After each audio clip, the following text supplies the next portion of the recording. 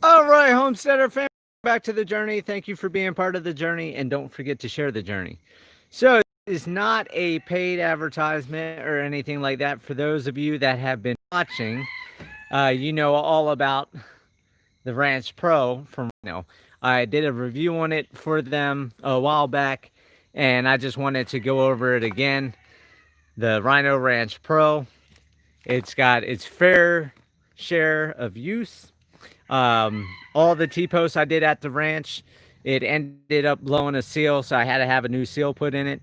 But without this, I would not be able to do what I'm doing, because if I had to pound T-post by hand, it would take me forever. So I just want to give them another shout out to Rhino. They did not give this to me. I bought this.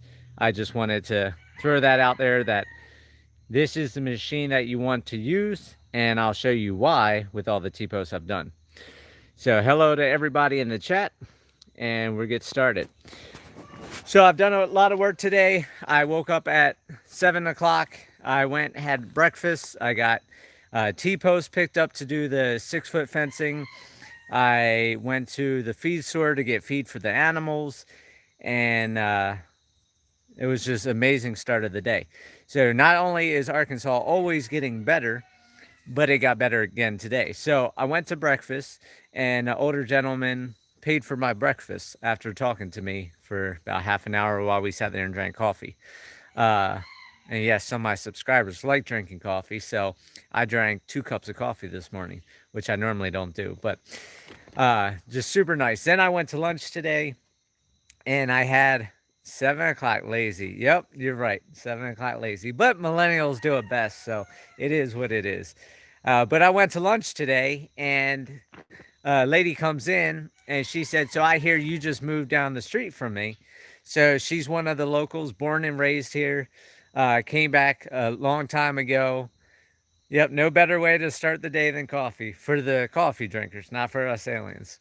Uh, but she saw that my truck was at the gas station, so she wanted to stop at the gas station, welcome me to the community, and it was really cool. She sat there and talked to me my whole lunch, told me about the town that I'm in, how it was a big booming town back in the day, and how it's like 100 people in this town now. Uh, Not many shops or stores or anything like that. And like I said, around 100 people in this town now. And so it was cool learning the history of it, and learning about how big the town used to be and everything else. So it's just been an awesome day, meeting new people all the time. I had a couple people come up to drive by, see the animals today, and everybody's trying to talk me into opening a petting zoo here, which I'm not going down that road again. They're more than welcome to drive down the road and see the animals, but that's all I'm doing. I'm not sure what they did back in the day. It was just a big boom in town. There, like, I don't have mineral rights here in Arkansas. Um, there's 2 minerals that are here, but it's not feasible to come in and mine the minerals that are on this land, because the 2 minerals that are on this land are widely found throughout the earth. So in other mining operations, they gain access to the minerals that are here. So it's nothing that I have to ever worry about. I do have surface rights. So the owner who I bought the land through, he has the mineral rights, but he can't come onto the property without signing a contract with me. If he wanted to dig for the minerals, he would have to ask a neighbor or something, and then drill underneath and go underneath the property, which, like I said, the minerals aren't valuable, so it's nothing that I got worried about. So I know it's not any type of mineral mining here that I can think of. um, I'm sure with all the hardwoods, there might have been logging and lumber and all that type of stuff, but I'm not sure. So that's that. But let's go ahead and go over what this millennial got done today, which, there's the Ranch Pro. From this post, I got this post concreted today, dug the hole, concreted that one, also concreted and dug that one. But I went ahead and got the string line, ran all the T-posts from that corner down this way. Is it elk season? I have no idea. I'm not a hunter. So that would be a hunter's question to ask, not me, because I don't hunt. But I've had a neighbor, the guy that brought me the hay right here, he offered to bring me down half a deer, and I told him I don't eat deer. Then he offered to give me some deer sausage, and I'm like, no, I don't want that either. But it's really nice that everybody offer me all this type of stuff. Hey, Sandra, how you doing? I've been very, very busy. So tomorrow I'm going to try to do the bracing here, the bracing up where the goats are right there. I got to build this brace and build this brace. Then I ran the string line here, ran the T-post all the way down to the corner. So now it's just, once the braces are built, I can go ahead and do the 4-foot fencing, get the 4-foot fence stretched, and then wire tie everything to all the T-posts. So I won't have it done this trip, but I should have it done next trip. And then I got contacted by the shed people today. The delivery is going to be somewhere between 2:30 and 3 o'clock tomorrow. So once again, I'll be filming that to go over everything there. I went ahead, I got both these bracings done with the wire and the rebar. And I got the 6-foot fence stretched. It's stapled and ran all the way down. Now I just have to wire tie all the fencing to all the T-posts going all the way up there to the other pen. And then I had a question before, why do I leave the extra here? The reason I'm leaving the extra on the ends is because I'm going to continue fencing the whole property. So there's no point of cutting it and then having to wrap wire around. It's just one continuous fence all the way down. And I go ahead, I staple, the fencing company that screwed me over didn't do this, but I go ahead, I staple every single wire. So I may overuse staples, but it's a lot stronger fence. Same thing with the rebar. I put 2 staples in the rebar versus 1, just a better hold all the way around. Same thing up here. I do 2 staples for the wire so it doesn't yank on 1 staple, the bottoms, so on and so forth. So that's the fence there. And then, like I said, I got all this ready to go for tomorrow. My goal is I'm probably just going to build the brace up on this end so I can get this whole line done with the 4-foot fence. Then that way I only have the fence across the driveway to get done next time I come. And then I can go ahead and unload the animals in this area. Oh, okay. Yeah, I got something done. You're right. I got something done. How many goats went to work today? Believe it or not, they all went to work today. I got them all over the place. Some are outside, some are inside. So we'll go up here, check out the animals. Yeah, I had one goat that decided to stay in the pen for about 45 minutes, and then he finally came out and came to work with others. So we got baby boy right over here. We got Jackson right there.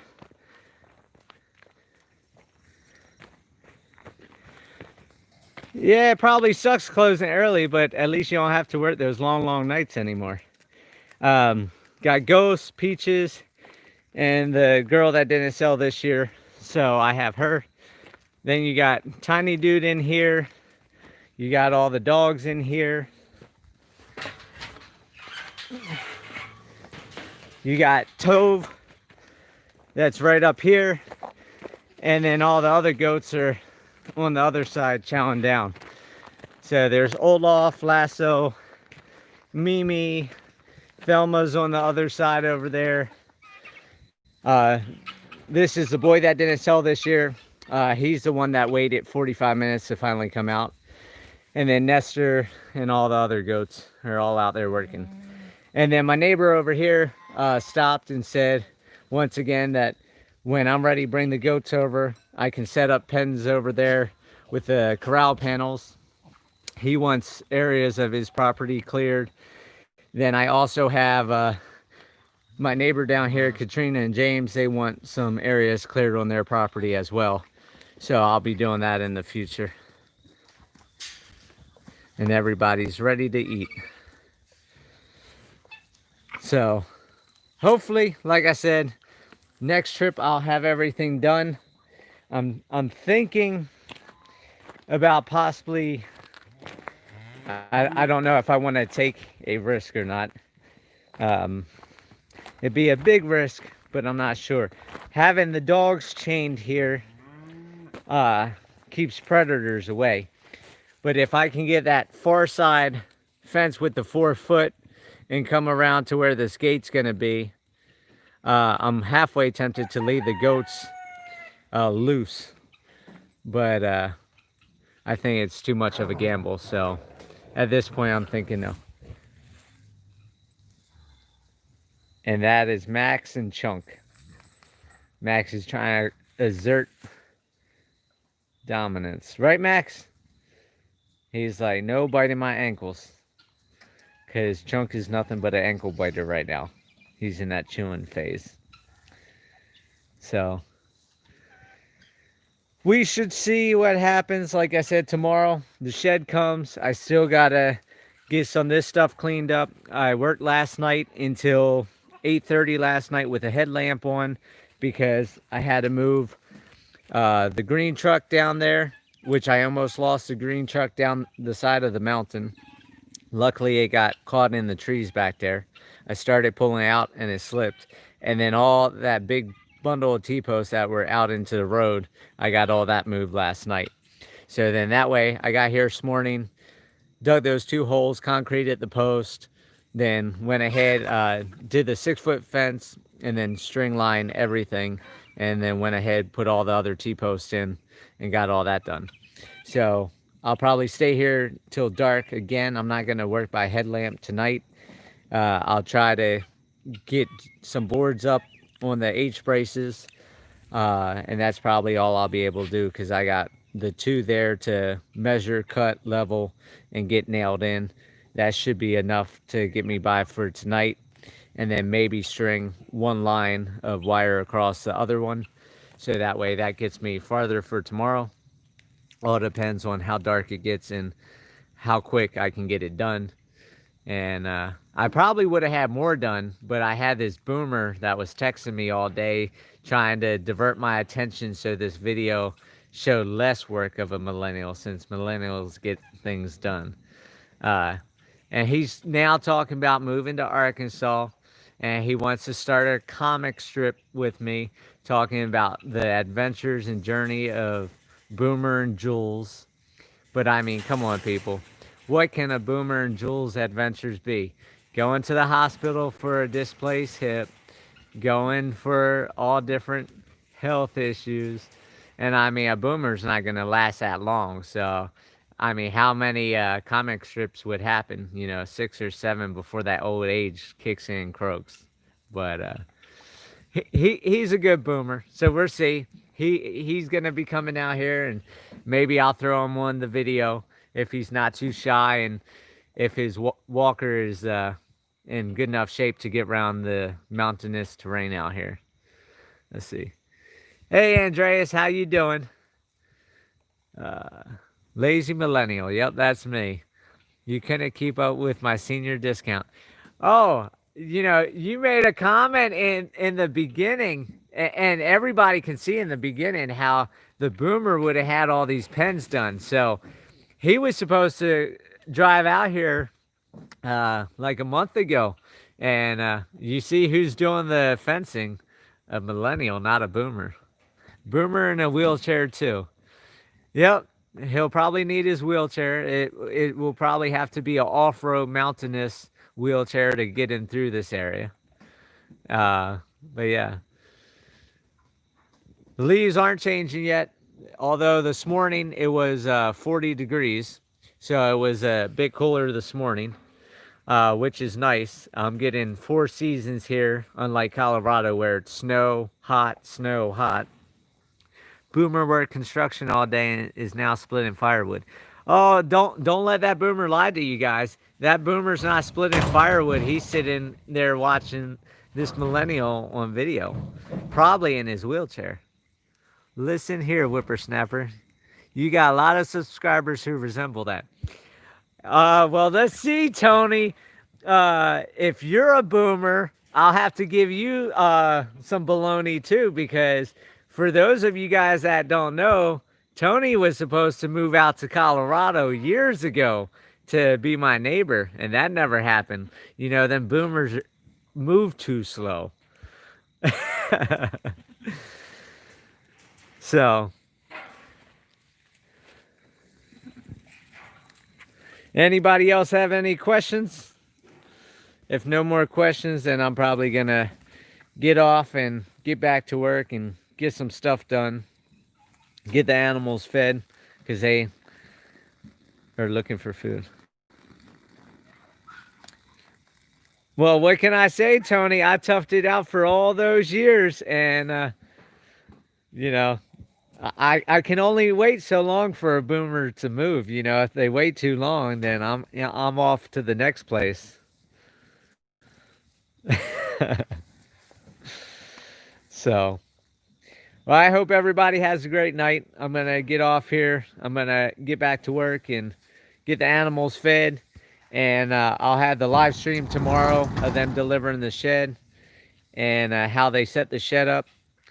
And I'll give you a tour of the shed once again for those that missed the tour of the shed. And then I'll also do a live stream in the evening, because tomorrow I head back to Colorado to get some stuff taken care of out there.